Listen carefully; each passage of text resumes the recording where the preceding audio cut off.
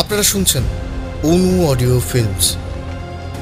প্রতি সপ্তাহে আমরা আপনাদের জন্য নিয়ে আসি তারানাথ তান্ত্রিকের রোমাঞ্চকর গল্প। আজ আপনি শুনবেন সুকান্ত দাসের কলমে শীতলপুরের পুকুর, নাট্যরূপ নির্মাণ দ্য ইঙ্ক পোর্টাল।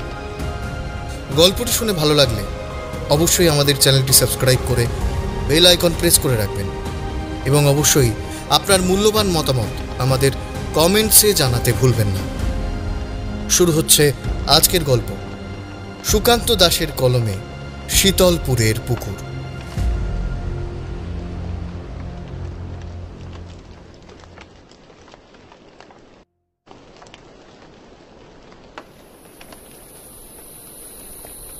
জলের ধারে বসে নিজের মনেই যেন নিজের সঙ্গে কথা বলে চলেছিল পুষ্প।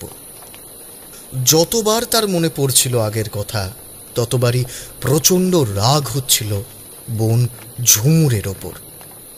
আর বোনের সঙ্গে রাগ করেই তো সেই ভর সন্ধেবেলাতে এসে বসেছে এই পুকুর পাড়ে। না হলে সন্ধ্যের পর অন্ধকার নামলে কখনোই এই পুকুর পাড়ে সে আসে না।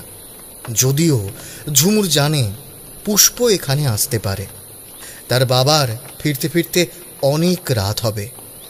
মা অসুস্থ, সে বিছানায় শুয়ে আছে। দুবার চিৎকার করে মা ডেকেছিল তাকে, কিন্তু পুষ্প তার কথা শোনেনি। কাঁদতে কাঁদতে ছুটে বেরিয়ে এসেছিল ঘর থেকে।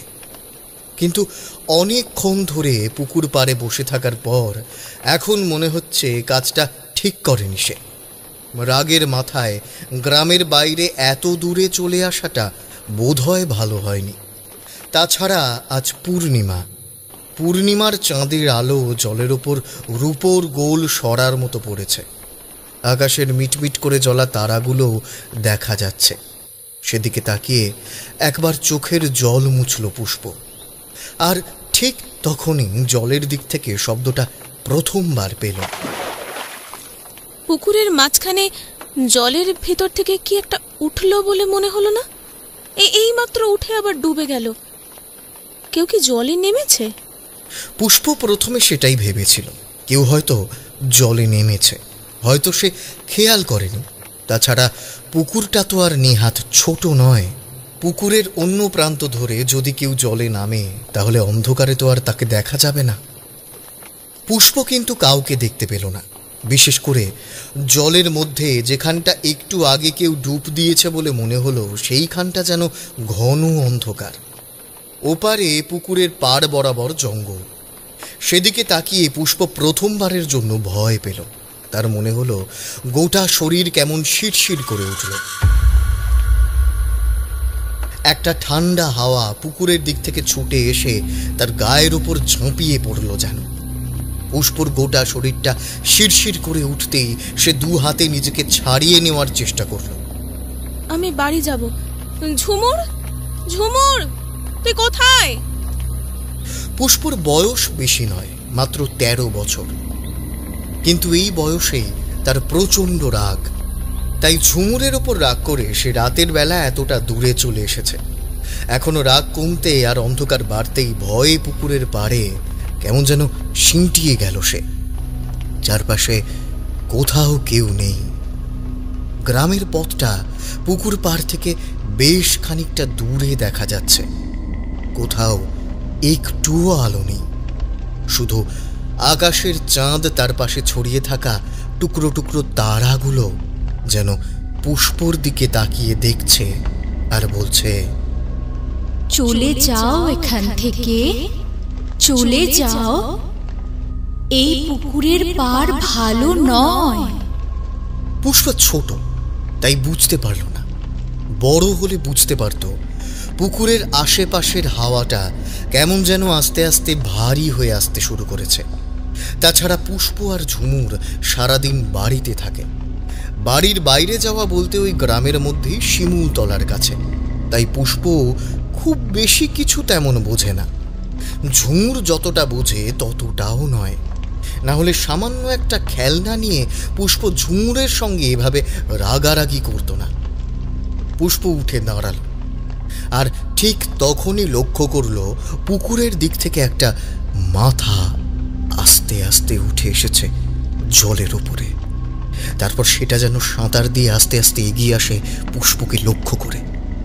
পুষ্প জলের একদম কাছে ছিল না, একটু দূরেই ছিল, কিন্তু ব্যাপারটা দেখতে পেয়ে হুড়মুড় করে পাড়ের দিকে উঠতে গিয়ে দুর্ঘটনাটা ঘটে গেল। ঝপাস করে পুষ্প গিয়ে পড়ল পুকুরের জলে। এমনিতে পুষ্প সাঁতার জানে, কিন্তু এমন একাকী রাতে প্রচণ্ড ভয়ের মাঝে জলের ভেতরে পড়েই পুষ্প মুহূর্তের জন্য খানিকটা তলিয়ে গেল। তারপর যে কি হয়েছিল পুষ্প কিছুই বুঝতে পারল না। সাঁতার কেটে যখন জলের ওপরে উঠে এলো তখন দেখতে পেল কেউ কোথাও নেই। ততক্ষণে তার ভয়টা যেন কোথায় চলে গেছে। শান্ত হয়ে পুষ্প ভেজা কাপড়ে ধীরে ধীরে উঠে এলো পুকুর পাড়ে। তারপর হাঁটতে হাঁটতে এগিয়ে গেল গ্রামের রাস্তার দিকে। পুষ্প যখন ফিরেছে তখন ঝুমুর বাড়ির সামনে দাঁড়িয়েছিল। পুষ্পকে এমন জল ভেজা গায়ে দেখে সে একটু অবাক হলো। তারপর বলল, কিরে, তুই এত রাতে স্নান করেছিস কেন? গায়ে জল লাগলো কোথা থেকে? পুকুরে নেমেছিলি? পুষ্প ঝুমুরের কথার কোনো উত্তর দিল না। সোজা বাড়ির ভিতর দিকে ঢুকে আসতে যাবে এমন সময় ঝুমুর খপ করে তার হাতটা চেপে ধরল, আর সঙ্গে সঙ্গে ঝুমুর চমকে উঠল। পুষ্পর গোটা শরীর যেন বরফের মতো ঠান্ডা। তবে শুধু সেটুকুই নয়, তার সঙ্গে সঙ্গে পুষ্প তার দিকে তাকিয়ে অদ্ভুত একটা গলায় বলল, গরম লাগছে না? গরম, আগুন, কত আগুন! গায়ের চামড়া পুড়ে যাচ্ছে, গায়ের চামড়া আমার পুড়ে যাচ্ছে, তাই জলে নেমেছিলাম। আগুন? কোথায় আগুন? আর তোর গায়ের চামড়া কেমন পুড়ে গেছে? কিসব বলছিস? বেশি কথা বলছিস কেন? তাড়াতাড়ি আয়, তাড়াতাড়ি আয়! দেখতে পাচ্ছিস না, দেখতে পাচ্ছিস না পুড়ে যাচ্ছি? কথা বলতে বলতে পুষ্প অদ্ভুত একটা কাজ করল।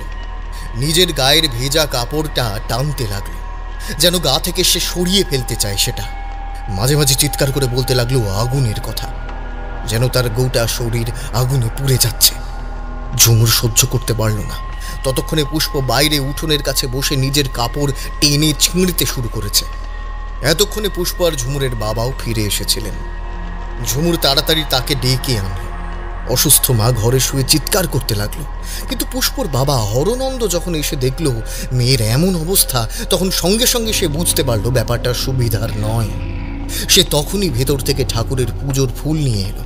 সেটা এনে সঙ্গে সঙ্গে পুষ্পর কপালের ঠিক মাঝখানে ঠেকাতেই পুষ্পর গোটা শরীর যেন থরথর করে কাঁপতে লাগলো। তারপর পুষ্প কেমন যেন শান্ত হয়ে গেল। মুহূর্তের মধ্যে হরনন্দ সজাগ হয়ে উঠল। ঝুমুর, ঝুমুর, একটা দড়ি নিয়ে আয়, বেঁধে রাখতে হবে। ঝুমুর! ঝুমুর অবাক হয়ে তাকালো তার বাবার দিকে। হরনন্দ কখনো পুষ্প কিংবা ঝুমুরের গায়ে পর্যন্ত হাত তোলেনি। সে কিনা আজ পুষ্পকে বেঁধে রাখার কথা বলছে। কিন্তু হরনন্দর চোখের দিকে তাকিয়ে ঝুমুর অবাক হয়ে গেল। দুই চোখ কেমন যেন হয়ে গেছে।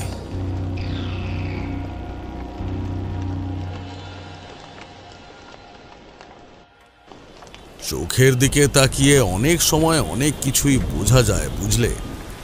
আসলে মানুষের চোখ হলো মানুষের মনের আয়নার প্রতিফলনের মতো। চোখের দিকে তাকিয়ে মানুষের মনের সকল রহস্য বোঝা যায়। কিন্তু সমস্যা হলো কিছু মানুষ থাকে যারা নিজের চোখের রহস্য বদলাতে পারে। আপনি কি বলছেন? চোখের রহস্য বদলাতে পারেন মানে?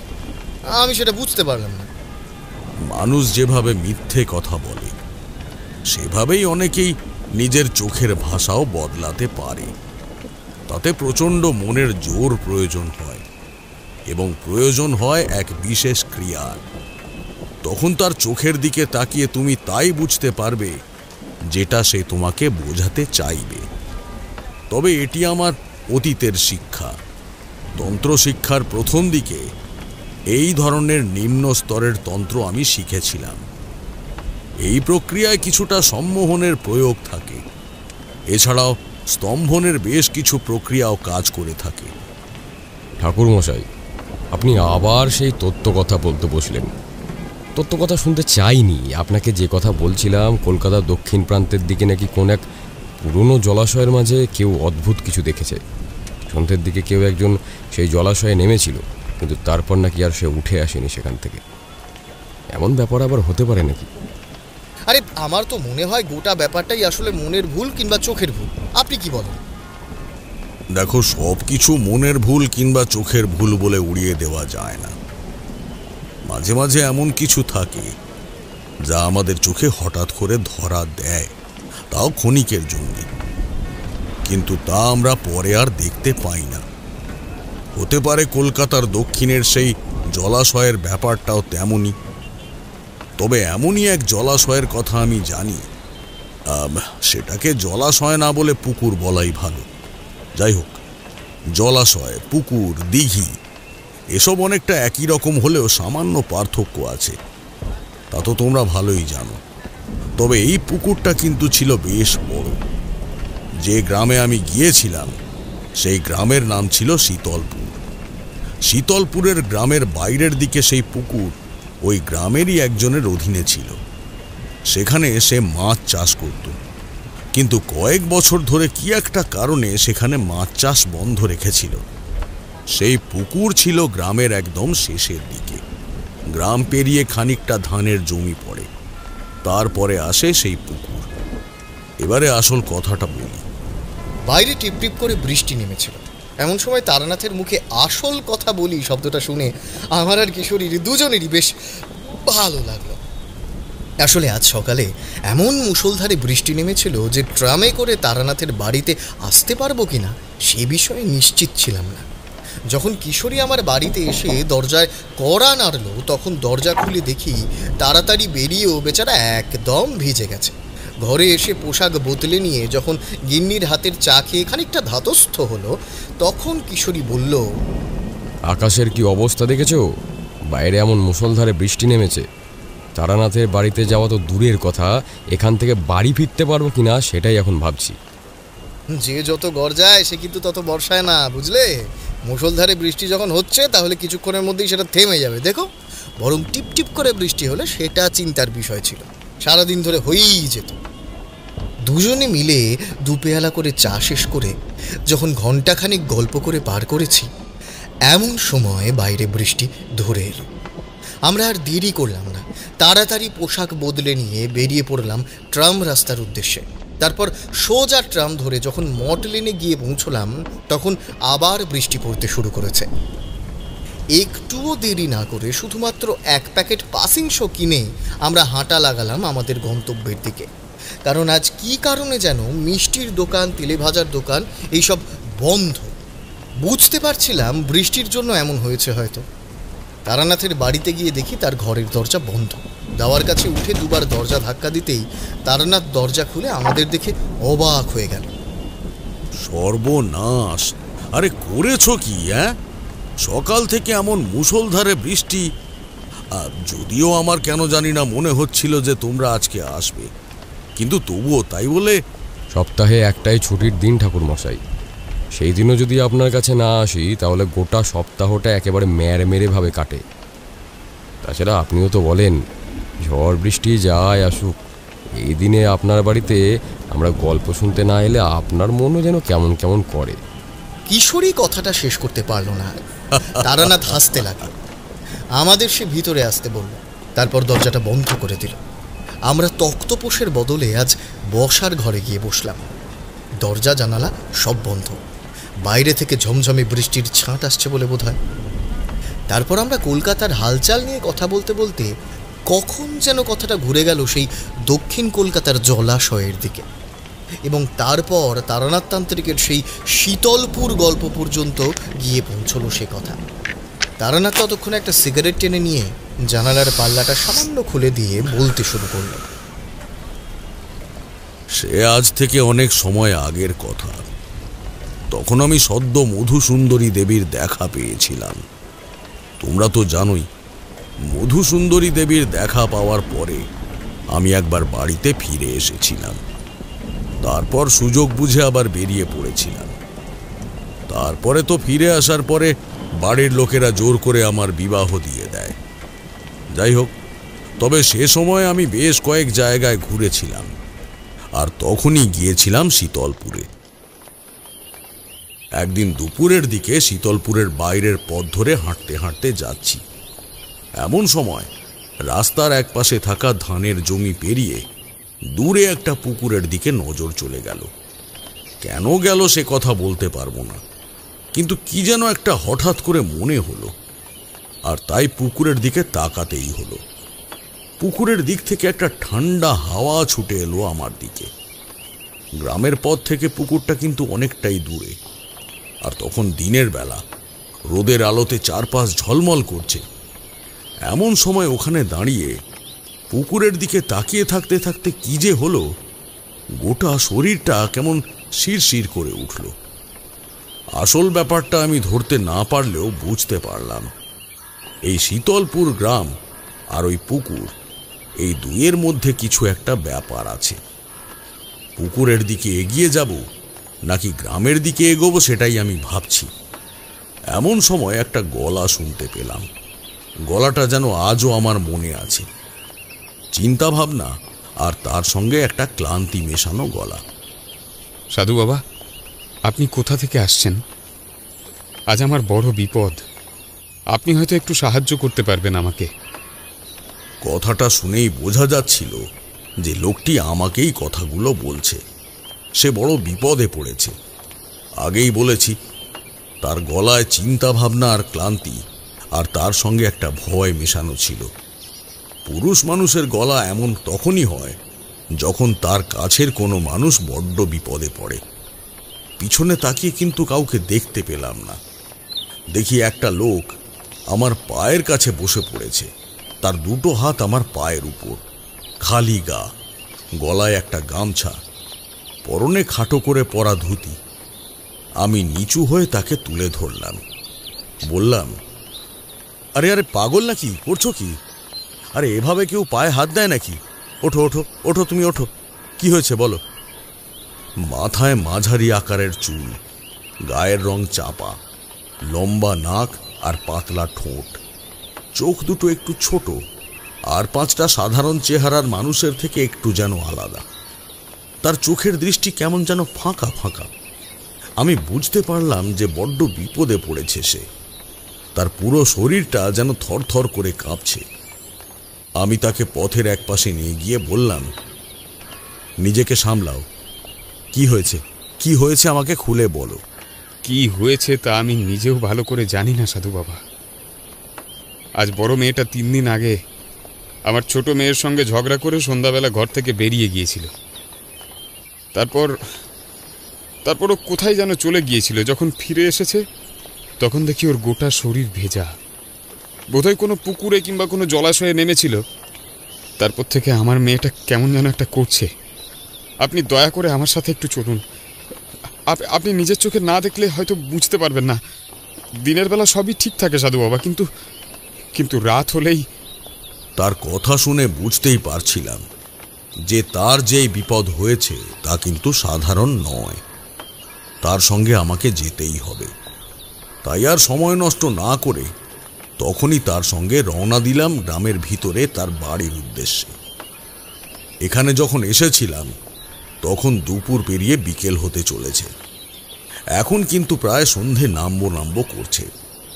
তখন একটি বাড়ির কাছাকাছি পৌঁছাতেই ভিতর থেকে শুনতে পেলাম একটি মেয়েলি গলায় চিৎকার। কিন্তু শুধু মেয়েলি গলায় নয়, তার গলাটায় যেন আরো একটা কার গলা মিশে রয়েছে। শুনতে পেলাম সে বলছে, তোমরা আমায় ছেড়ে দাও, তোমরা বুঝতে পারছো না, তোমরা বুঝতে পারছো না, আমার গোটা শরীরটা পুড়ে যাচ্ছে, আমাকে ছেড়ে দাও। তার গলার সঙ্গে সঙ্গে আরো একটা মেয়ের গলা শুনতে পাচ্ছি। তাছাড়া আরো এক মহিলার কান্না ভেজা গলা যেন ভেসে আসছে ভিতর থেকে। হরনন্দ আবার বলল, দেখুন সাধু বাবা, আমার মেয়ে এখন কথা বলছে, কোথাও কিচ্ছু নেই, অথচ ও বারবার বলছে যে ওর গা নাকি পুড়ে যাচ্ছে। আমি আর দেরি করলাম না, তার বাড়ির চৌহদ্দির মধ্যে পা রাখলাম। বুঝতে পারলাম ব্যাপারটা ভালো নয়। তাড়াতাড়ি ঘরের ভিতরে ঢুকতেই দেখতে পেলাম একটা অদ্ভুত দৃশ্য। একটা দড়ি দিয়ে একটি মেয়েকে বেঁধে রাখা হয়েছে ঘরের ভিতরে, আর তার পাশে বসে আরেকটি মেয়ে কাঁদছে। তার বয়স ওই বেঁধে রাখা মেয়েটির বয়সের চেয়ে কম। বিছানার উপরে কোনো রকমে উঠে একটা মহিলা অতি ক্ষীণ কণ্ঠে তাদের সামলাবার চেষ্টা করছে। আমায় দেখতে পেয়ে সেই মহিলা যেন একবার অবাক হলো। তারপরেই হরনন্দকে দেখে তার চোখে আবার জল এলো। সাধু বাবা, ওই আমি হাত তুলে তাকে থামিয়ে দিলাম। ততক্ষণে সামনের দিকে দড়িতে বাঁধা মেয়েটার দিকে আমি তাকিয়েছি। তার দুই চোখ বন্ধ, কিন্তু চোখ বন্ধ থাকা অবস্থাতেও সে অদ্ভুতভাবে সেই একই কথা যেন ঘুরিয়ে ফিরিয়ে বলছে। তার হাত পা বাঁধা আছে তাই, না হলে এক্ষুনি সে এক ছুটে বাইরে বেরিয়ে পড়ত। পাশে বসে থাকা মেয়েটি তখন কাঁদছে আর বলছে, দিদি, দিদি এমন করিস না দিদি, এমন করিস না দিদি। দেখ দেখ না, দেখ তোর গায়ে কিচ্ছু নেই, দেখ। তোমরা সবাই শান্ত হও, তোমরা সবাই ওখান থেকে সরে এসো। আমি ওর সঙ্গে একা কিছু কথা বলবো। আমার কথায় মেয়েটি সরে এলো।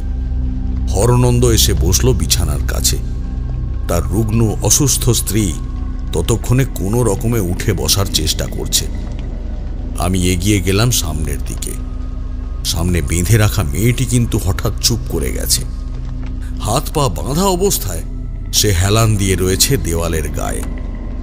আমি আস্তে আস্তে বললাম, কি হয়েছে মা? তুমি এমন করছো কেন? তোমার গায়ে তো আমি আগুন দেখতে পাচ্ছি না। দেখতে পাচ্ছিস না?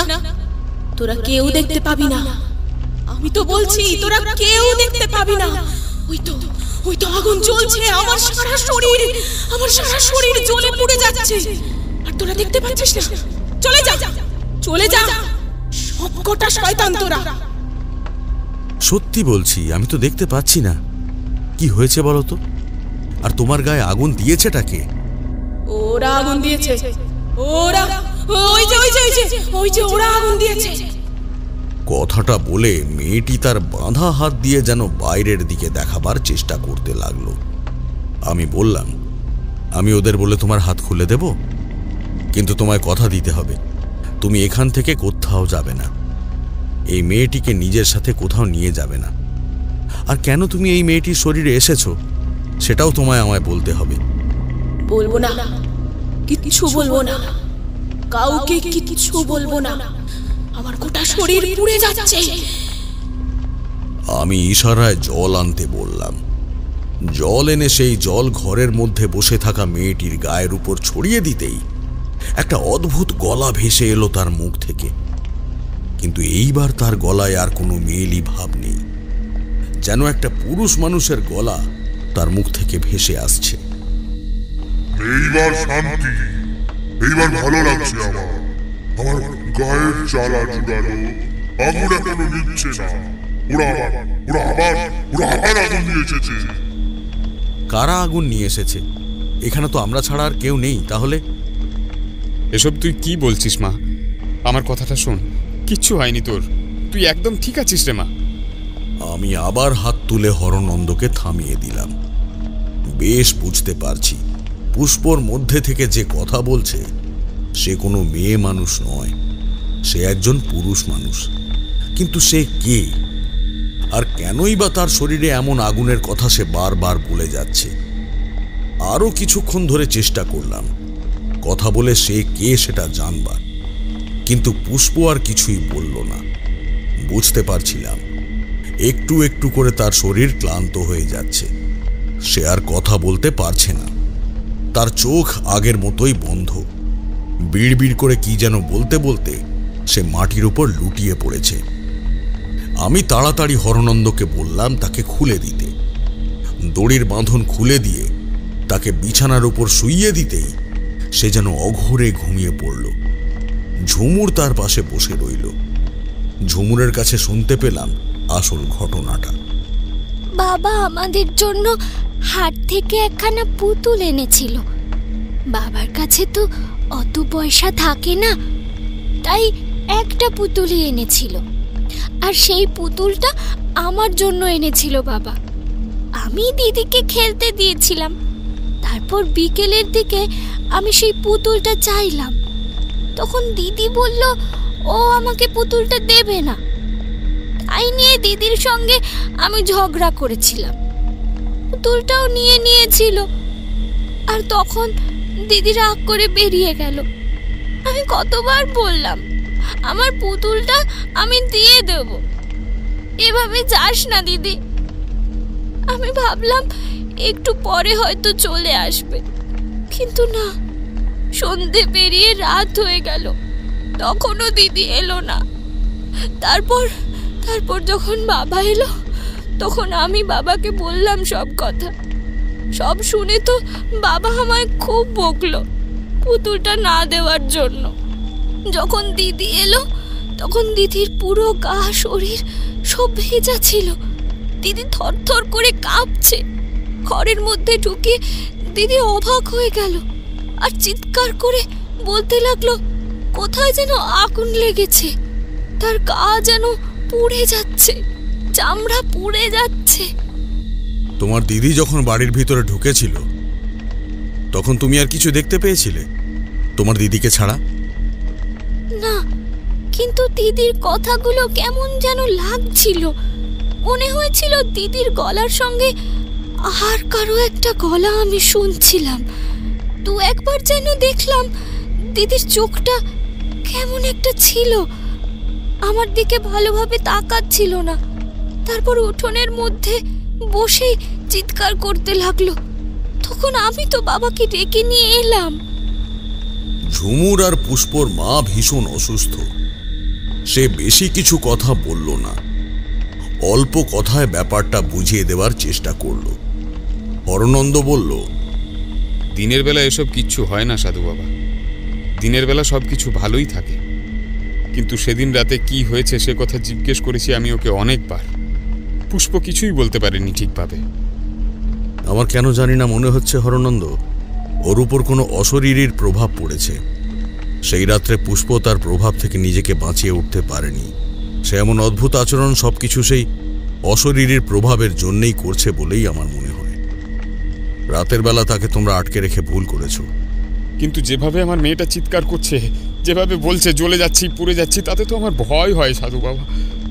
মনে হয় মেয়েটাকে যদি আমি ছেড়ে দিই তাহলে যদি কিছু একটা ভালো মন্দ হয়ে যায়। আশেপাশের লোকেরাও তো তিত বিরক্ত হয় রাতের বেলা, বুঝতেই তো পারছেন। আমার মনে হয় এই সমস্যার সমাধান পুষ্পকে আটকে রাখলে হবে না, তাকে ছাড়তে হবে, তাকে ছেড়ে দিয়ে দেখতে হবে। কাল সকালে আমি পুষ্পর সঙ্গে কথা বলবো। একটানা এতক্ষণ কথা বলে তারানাথ চুপ করতেই কিশোরী বলে উঠল, পুষ্পর সঙ্গে পরদিন সকালে কথা বলে কোনো লাভ হয়েছিল? সে আপনাকে সেদিন রাতের বিষয়ে কিছু বলেছিল? সেই যে পুষ্প ঘুমিয়ে পড়েছিল, তারপর কিন্তু সেই রাতে আর তার ঘুম ভাঙল না। একেবারে পরদিন সকালে তার ঘুম ভেঙেছিল। সকালে আমায় দেখে সে বেশ অবাক হলো। আগের দিন রাতে যে সে আমায় দেখেছে সেই কথা তার মনেই পড়ল না। পুষ্পর তখন এক অন্য রূপ। আমায় দেখে সে যেন লজ্জা পায়। আমি তার সাথে একথা সে কথা বলে তাকে স্বাভাবিক করলাম। তারপর তাকে প্রশ্ন করলাম, কাল রাতে তোমার সঙ্গে আমি কথা বলেছিলাম, সেই কথা কি তোমার মনে আছে? সাধু বাবা, রাতের কথা আমার দিনে মনে থাকে না, কেন জানি না। কি যে হয়েছে, অন্ধকার নামলেই আমার ভীষণ ঘুম পায়, আর তারপর কখন যেন ঘুমিয়ে পড়ি। শেষবার কোন রাতের কথা তোমার মনে পড়ে? ওই রাতের কথা আমার মনে আছে। সেদিন ঝুমুরের সঙ্গে ঝগড়া করে আমি গিয়েছিলাম আমাদের গ্রামের বাইরের দিকে ওই পুকুরের কাছে। তারপর পুকুরের মাঝখান থেকে রাতের অন্ধকারে একটা ছায়ার মতো উঠে এসেছিল আমার দিকে। আর তারপর কথাগুলো বলতে বলতে পুষ্পর দুই চোখে দেখা গেল ভয়। মনে হলো সেই রাতের কথা মনে পড়ে তার ভীষণ ভয় করছে। আমি পুষ্পর মাথায় একটা হাত রেখে বললাম, কষ্ট হলে সে কথা বলতে হবে না, কিন্তু সেই রাতে কি তুমি কাউকে দেখতে পেয়েছিলে? প্রথমে দেখতে পাইনি, পরে দেখতে পেয়েছিলাম, কিন্তু কি দেখতে পেয়েছিলাম তা তো আমার মনে পড়ে না। শুধু এটুকু মনে আছে, জলের উপরে কেউ উঠেছিল, আর আমি তাকে দেখতে পেয়ে আমি পালাতে গিয়ে জলের মধ্যে পড়ে গেছিলাম। তারপরে আর কোনো কথা মনে নেই সাধু বাবা। যখন আমার জ্ঞান ফিরেছিল তখন থেকে আমি বিছানায় শুয়ে আছি। সকাল হয়ে গেছে, আর তো আমি কিছুই জানি না। কখন যেন হরনন্দ পাশে এসে দাঁড়িয়েছিল। পুষ্পর কথা শেষ হতেই হরনন্দ বলল, সে রাতের কথা পুষ্পর কিচ্ছু মনে নেই। সে রাতে পুষ্প যে সমস্ত কথা বলেছে সে কথা পুষ্প এমনিতে কখনো মুখেও আনে না সাধু বাবা। পুষ্প আমায় গালাগাল করেছে, শুধু আমায় নয়, ঝুমুরকে, তার মাকে, এমনকি অন্য সবাইকে গালাগাল করেছে। কথাটা শুনে পুষ্পর মাথা নিচু হয়ে এলো, তার চোখের কোণে জল চিকচিক করছে। আমি তার মাথায় হাত বুলিয়ে বললাম, পুষ্প মা, আমি জানি তুমি ইচ্ছে করে কিছুই করনি, আর শুধু তাই নয়, তোমার যে এখন কোনো কথাই মনে নেই সে কথা আমি নিজেও জানি। তোমায় ওসব নিয়ে ভাবতে হবে না, তোমায় কিচ্ছু ভাবতে হবে না। তুমি শুধু মনে করার চেষ্টা করো সেদিন রাতে জলের তলায় পড়ে যাওয়ার পর তোমার সঙ্গে কি হয়েছিল। পুষ্পকে সেখান থেকে চলে যেতে বললাম। হরনন্দ যে ভীষণ ভেঙে পড়েছে সেটা আমি বুঝতে পারছিলাম, তাই হরনন্দকে নিয়ে গ্রামের পথে বেরিয়ে পড়লাম। পথে হাঁটতে হাঁটতে বললাম, পুষ্পকে এখন জোর করলে চলবে না। তার মধ্যে যে রয়েছে সে কোনো একটা বিশেষ কারণে তার মধ্যে এসেছে, অকারণে কোনো কিছু হয় না। হরনন্দ, তুমি যদি এই সময় পুষ্পের উপর রাগ করো কিংবা তার কথায় কিছু মনে করো তাহলে কিন্তু আমাদের পস্তাতে হবে। কিন্তু আমি কি করব বলুন তো? বাড়িতে আমার স্ত্রী অসুস্থ, 2 মেয়ের উপরেই তো সব কিছু, আর আমি সারাদিন বাইরে বাইরে থাকি। হাটের কাজও আর 2 দিনের মধ্যে শুরু হবে, তখন তো আমি চলে যাব, না গেলে খাবো কি? 2 দিন তো তুমি থাকবে, আর 2 দিন আমিও এখানে আছি। আজ রাতেই কিছু একটা হবে, তুমি চিন্তা করো না। চলো তো, এই গ্রামের শেষে ওই পুকুর পাড় থেকে একবার ঘুরে আসি। গ্রামের শেষে সেই পুকুর পাড়ে এসে দাঁড়ালাম। পুকুরটা এখান থেকে বেশ দূরে। প্রথম দিন এখানে এসে দাঁড়িয়ে পুকুরের দিকে তাকিয়ে সেই অদ্ভুত ব্যাপারটা মনে হয়েছিল। হরনন্দ আমার সঙ্গে জমির মধ্যে দিয়ে হাঁটতে হাঁটতে যাচ্ছে আর বলছে, এই পুকুরটা আমাদের গ্রামের ননী ঘোষালের। এখানে আগে মাছ চাষ করত, এখন কি কারণে এখানে চাষবাস হয় না তা বলতে পারবো না। একবার অনেক মাছ মরে গেছিল। কোন বছর বলো তো? মানে কতদিন আগে ঘটেছিল ব্যাপারটা? তা প্রায় হবে বছর 4। সেবারে হঠাৎ করে ননী ঘোষালের এই পুকুরের সমস্ত মাছ এক রাতের মধ্যেই মারা গেল। গ্রামের লোকেরা তো একেবারে অবাক হয়ে গেছিল। তারপর থেকে তো এই পুকুরে আর মাছ চাষ করতে তেমন দেখিনি।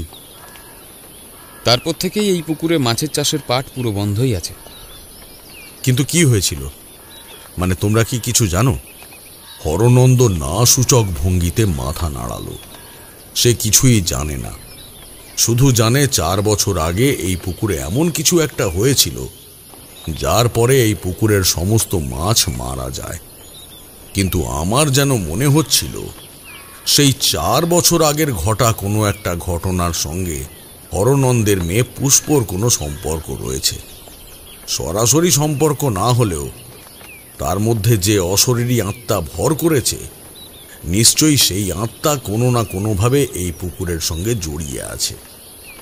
না হলে অন্য কাউকে ছেড়ে সে হঠাৎ করে তাকেই বা ধরতে যাবে কেন? তা কথায় কথায় আমরা অনেক কথাই বললাম। তাকে নিয়ে আমরা পৌঁছালাম ননী ঘোষালের বাড়িতে। ননী ঘোষালকে সমস্ত কথা খুলে না বলে শুধু বললাম, তোমাদের ওই পুকুরে 4 বছর আগে কি হয়েছিল বলো তো? হঠাৎ করে পুকুরের সমস্ত মাছ এক রাতের মধ্যে মরে গেল যার জন্য? জানি না সাধু বাবা, আমি তো চিন্তায় ছিলাম। আমি জানি না, মনে হয় কেউ কিছু খারাপ করেছে। আপনি যখন এসেছেন আপনি একবার দেখুন যদি কিছু করতে পারেন। ওই পুকুরে মাছ চাষ করতে না পারলে শুধু শুধু পুকুরটা ওভাবে ফেলে রেখে তো কোনো লাভ না, বরং ক্ষতি হচ্ছে। আমার মনে হয় একটা পুজো করিয়ে সেই পুকুরের চারপাশে একবার শুদ্ধি করালে ঠিক হয়ে যাবে। তবে তার আগে আসল কারণটা জানা প্রয়োজন আছে। তোমাদের এই গ্রামে কিংবা আশেপাশে 4 বছর আগে কোনো ঘটনা ঘটেছিল? এমন কোনো ঘটনা যা আদৌ স্বাভাবিক নয়? ননী ঘোষাল কিংবা হরনন্দ কেউ কিছুই বলতে পারল না। সেদিন ননী ঘোষালের বাড়ি থেকে ফিরে এলাম। তবে ননী ঘোষাল কিন্তু আমায় আশ্বস্ত করল, 4 বছর আগে এই গ্রাম কিংবা আশেপাশের গ্রামে যদি কোনো ঘটনা ঘটে থাকে সে আমায় নিশ্চয়ই কাল সকালের মধ্যেই জানাবে। সন্ধে পর্যন্ত অপেক্ষা করলাম। তারপর অন্ধকার হতেই কিন্তু পুষ্পর মধ্যে সেই অদ্ভুত পরিবর্তন আবার দেখা গেল। আজ আমি বলেই রেখেছিলাম, তাই পুষ্পকে আলাদা ঘরে রাখা হলো। শুধু তাই নয়, পুষ্পর ঘরে কেউ রইল না। তার ঘরের দরজা জানলা সবকিছুই খোলা রইল। আমি, হরনন্দ, তার স্ত্রী এবং ঝুমুর রইলাম পাশের ঘরে। প্রথমে কিছুই হলো না, একটু পরে যেন পুষ্পর ঘর থেকে কার শব্দ শোনা যেতে লাগলো।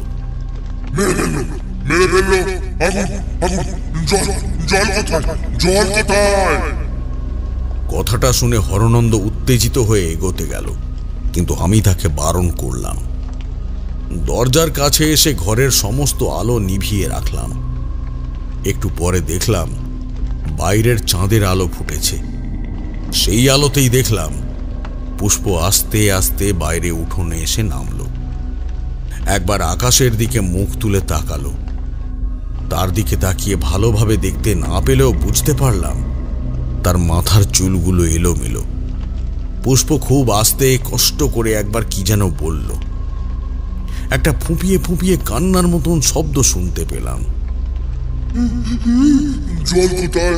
জল কোথায়? আমার জল চাই, আমার জল চাই। তোমরা কে কোথায় আছো?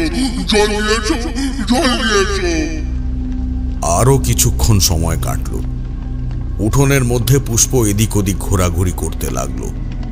হরনন্দ বারবার ভয় পাচ্ছে আর বলছে, সাধু বাবা, আমার পুষ্পর যদি কিছু একটা হয়ে যায়, আমি ওকে বরং আটকাই।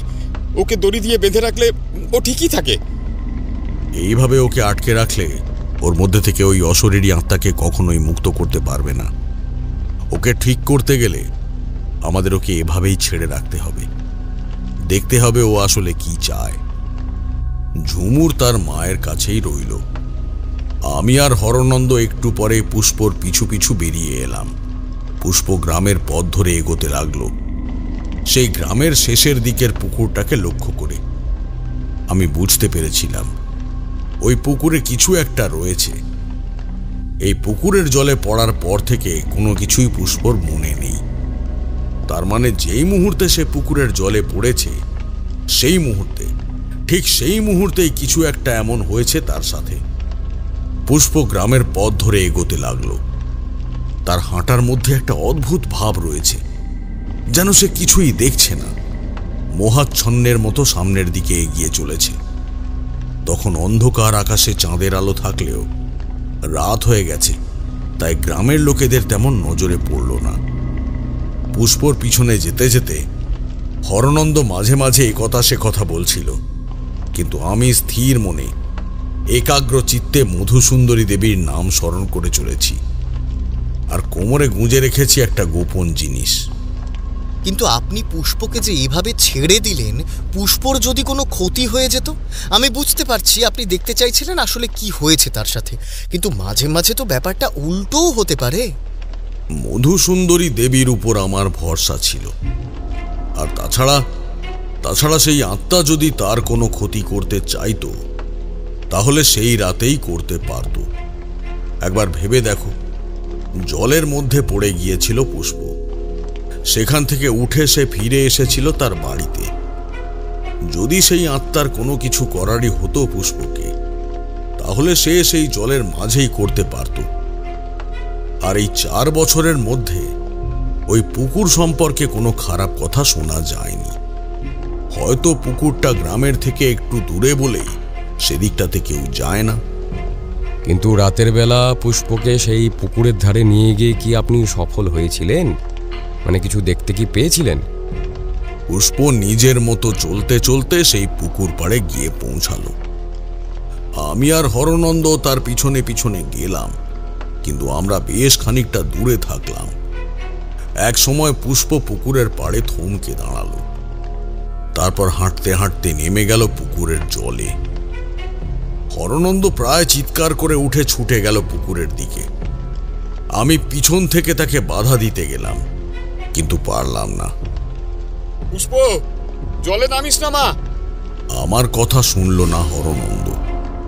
তার গলা পেয়েই পুষ্প জলের মধ্যে খানিকটা নামা অবস্থাতেই পিছনের দিকে ঘুরে তাকালো। চাঁদের আলো তখন তার মুখে এসে পড়েছে। কিন্তু ওটা কি দেখছি আমরা? এ তো শুধু পুষ্পর মুখ নয়, পুষ্পর মুখের সঙ্গে সঙ্গে যেন আরো একটা মুখ দেখা যাচ্ছে। সে এক অদ্ভুত দৃশ্য, যেন পুষ্পর মুখের ভিতর থেকে আরো একটা মুখ আস্তে আস্তে বেরিয়ে আসার চেষ্টা করছে।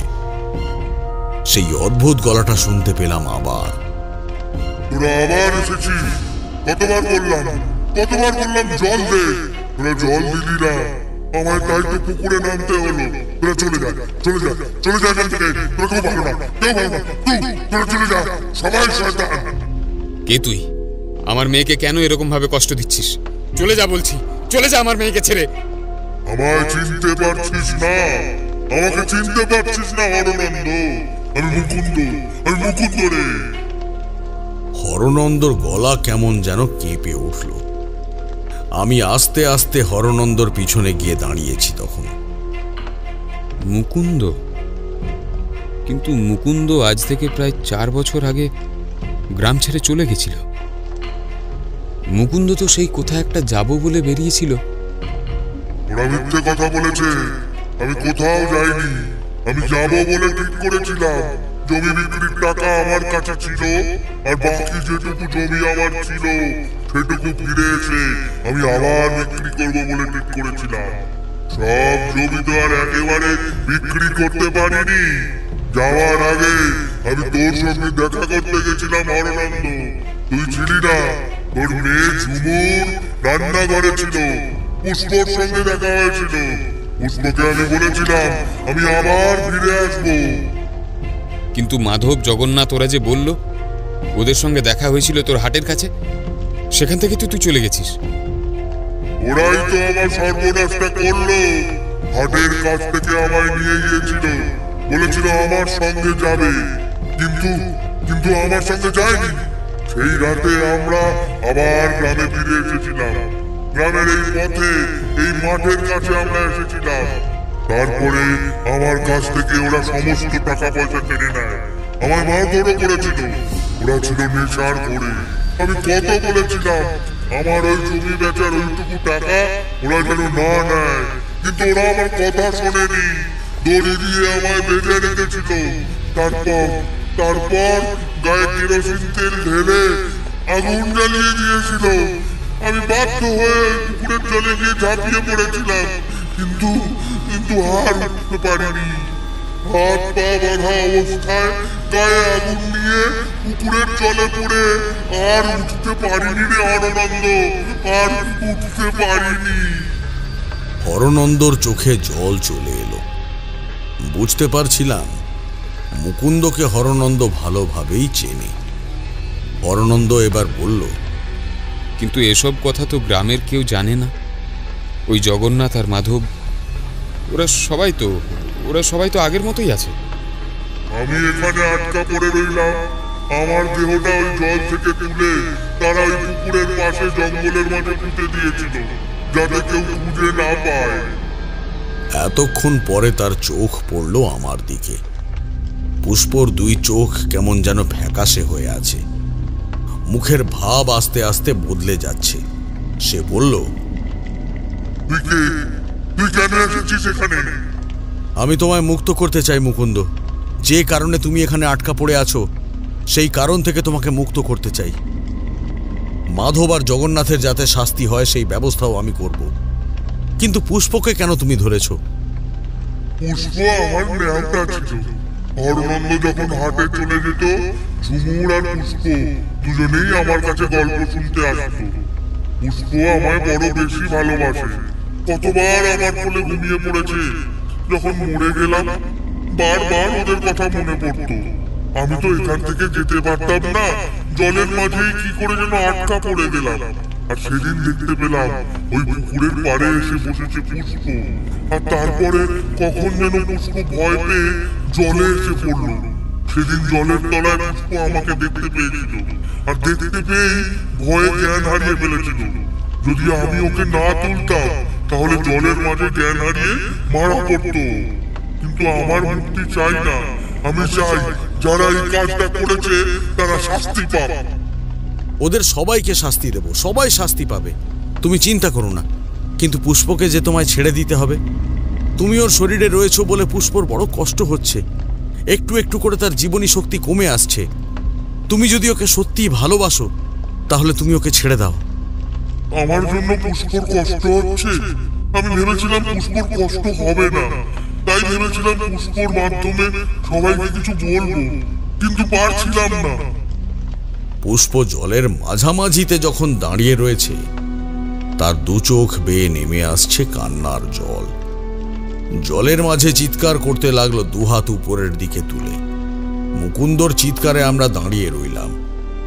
আমাদের চোখ বেয়ে জল নামতে লাগলো। মুকুন্দ বাঁচতে চেয়েছিল। সামান্য কটা টাকার জন্য মুকুন্দকে ওরা এমনভাবে মেরেছে। চোখের সামনে দেখতে পেলাম পুষ্পর শরীরটা যেন মুকুন্দের শরীরে বদলে গিয়ে দাঁড়িয়ে আছে জলের মাঝে।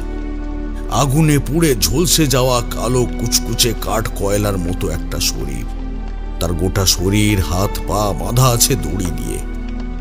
বুঝতে পারলাম ঠিক এই কারণেই পুষ্পকে যখন তার বাবা দড়ি দিয়ে বেঁধে রেখেছিল তখন সে ভীষণ চিৎকার করছিল।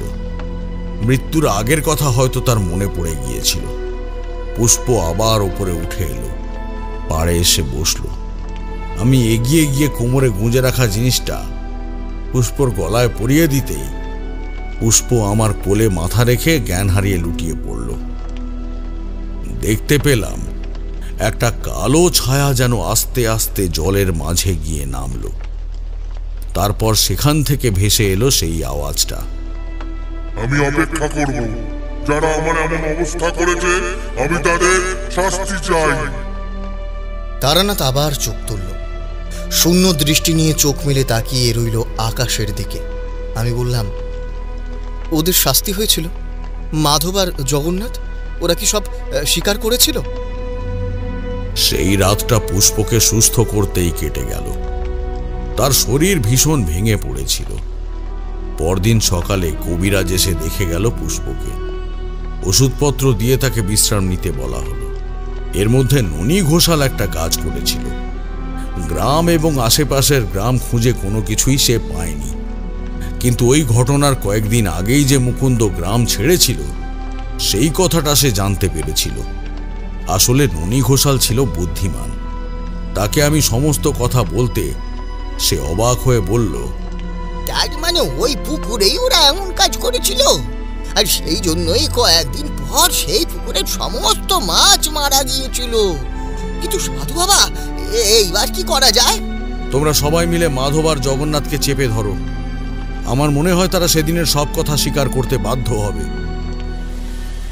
সেটাই হলো। গ্রামের বেশ কয়েকজন লোক মিলে মাধব আর জগন্নাথকে চেপে ধরতেই তারা সমস্ত কথা বলল। তাছাড়া 4 বছর আগে ঠিক ওই সময়ের সামান্য পরেই দুজনের টাকা খরচ করার এবং নতুন বাড়ি তৈরি করার ব্যাপারটা সবার নজরে এসেছিল। জঙ্গলের পিছন থেকে 4 বছর আগে পুঁতে দেওয়া মুকুন্দর মৃতদেহটা মাটি সরিয়ে তুলে আনা হলো। তারপরে তার অন্ত্যেষ্টিক্রিয়া করা হলো। এরপর আমি আর খুব বেশি দিন শীতলপুর গ্রামে থাকিনি, 2 দিন ছিলাম। এর মধ্যে পুষ্প সুস্থ হয়ে এসেছিল অনেকটাই। একদিন দাওয়ার কাছে বসে পুষ্পর সঙ্গে কথা বলছিলাম আমি। পুষ্প বলল, এখন মনে পড়েছে সাধু বাবা, সেদিন জলের তলায় পড়ে যাওয়ার সঙ্গে সঙ্গে আমি মুকুন্দ দাদাকে দেখতে পেয়েছিলাম। মুকুন্দ দাদা আমার বাড়িতে এসেছিল অনেকদিন আগে। বলেছিল সে কোথায় জানি যাবে, আবার ফিরে আসলে আমার জন্য খেলনা আনবে, শাড়ি আনবে বলেছিল।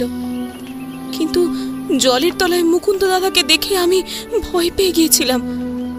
মুকুন্দ দাদার মুখটা কেমন যেন ছিল, তার 2টো চোখ বেরিয়েছিল, দাঁতগুলো দেখা যাচ্ছিল, গোটা শরীরটা কেমন কালো কালো হয়ে গেছিল। তবুও বুঝতে পারছিলাম ওটা মুকুন্দ দাদা। মুকুন্দ অনেকদিন আগেই মারা গেছে। তুমি যাকে দেখেছ সে হলো মুকুন্দর আত্মা। সে তোমার মাধ্যমে নিজের প্রতিশোধ নিতে চেয়েছিল। মুকুন্দ কিন্তু তোমায় সত্যিই খুব ভালোবাসত। পুষ্পর চোখে সেদিন জল এসেছিল। তবে এরপর পুষ্প ধীরে ধীরে সুস্থ হয়ে গিয়েছিল। তবে দুদিন পরে হরনন্দের স্ত্রী মারা গিয়েছিল। মানসিক চাপটা হয়তো আর সহ্য করতে পারেনি, আর তাছাড়া তার শরীরটাও অসুস্থ ছিল অনেক দিন ধরে। আমি শীতলপুর ছেড়ে চলে এসেছিলাম। বাইরে তখন বৃষ্টি কমে এসেছিল, তাই আমরা বেরিয়ে পড়লাম। পথে নেমে কিশোরী বলল, কিন্তু শুধু কি ওই একটা কারণেই মুকুন্দর আত্মা পুষ্পকে ভর করেছিল, নাকি 4 বছর আগে পুকুরে মাছ মরে যাওয়ার পর থেকে আসলেই সেখানে কেউ যেত না, সেই কারণে সে চাইলেও আর কাউকে ধরতে পারেনি? তোমার কি মনে হয় বলো তো? আমার অনেক কিছুই মনে হচ্ছিল, কিন্তু সে কথা আর বললাম না, কারণ প্রশ্নের উত্তর দেওয়ার জন্য তো আমি যথেষ্ট নই। এ প্রশ্নের উত্তর দিতে পারবে একমাত্র তারানাথ তান্ত্রিক। তাই বললাম, আকাশের অবস্থা ভালো নয়, এখন তাড়াতাড়ি চলো। এই উত্তরটা না হয় তারানাথকেই জিজ্ঞাসা করে নি। কিশোরী আর কোনো কথা বলল না। আমরা এগোতে লাগলাম ট্রাম রাস্তার দিকে।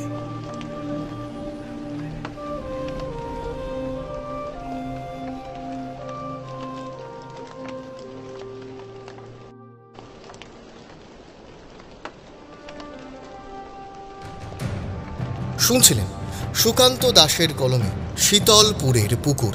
বিভিন্ন চরিত্রে সুরজিতা, নর্মদা, সোমা, অমিত, সুজন, সৌমজিৎ, সৌরভ এবং রিতম।